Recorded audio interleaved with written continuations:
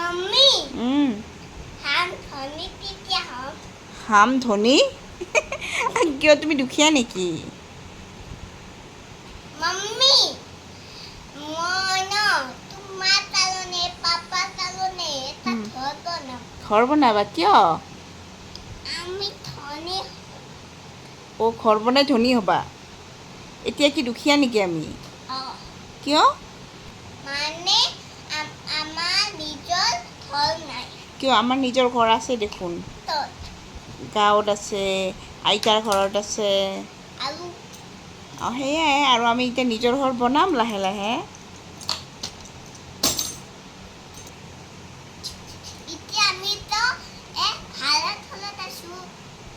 সেইকাৰণে আমি ধনী নহয়